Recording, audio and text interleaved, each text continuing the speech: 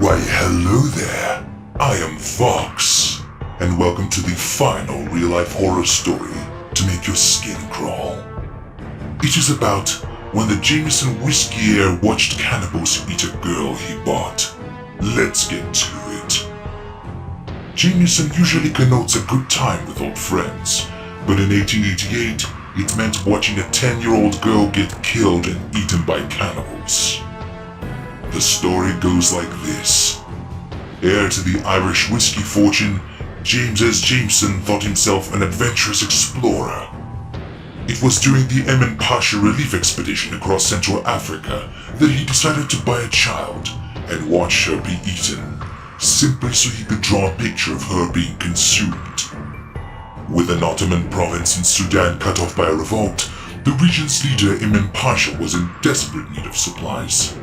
As the expedition was being led by renowned explorer Henry Morton Stanley, all seemed to be in good hands. Until it became clear that the true purpose was to annex even more land for the Belgian Free State colony in the Congo, that is. The abatement of humane treatment and working moral compasses found there are arguably what led Jameson to believe his unspeakable crime was nothing out of order. The horrific account is detailed in Jameson's own diary.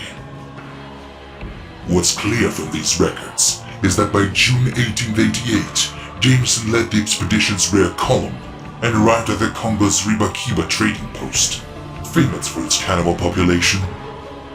These accounts also confirm that Jameson's point person was Tipu Tip, a local fixer and slave trader.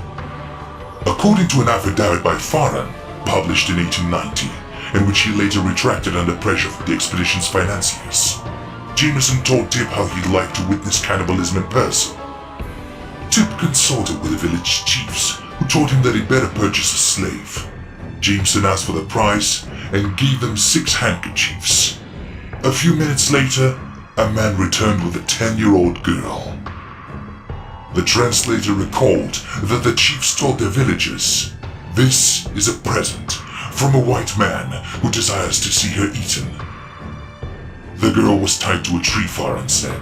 The natives sharpened their knives the while. One of them then stabbed her twice in the belly. 3 men then ran forward and began to cut off the body of the girl, Jameson wrote in his diary.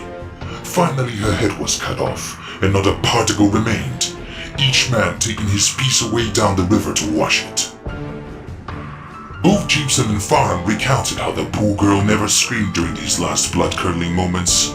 Jameson, in the meantime, made rough sketches of the horrible scenes, Farran recalled. Jameson afterward went to his tent, where he finished his sketches in watercolors. In a letter to his wife, Jameson claimed that the whole incident was a big misunderstanding. He offered the handkerchiefs as a joke, he claimed, unaware that the locals would actually cannibalize a little girl. Once they stabbed and dismembered her, there was nothing he could do but watch. Though news of the incident outraged the public, both in Europe and the US, Jameson never faced justice for his role in the gruesome death of the innocent 10-year-old. He died of a fever just a few months later. But the real-life horror story did have one impact. The Emin Pasha relief expedition was the last of its kind. Non-scientific civilian expeditions into Africa were put on hold. This unbelievable story was simply too horrific to let things continue the way they were.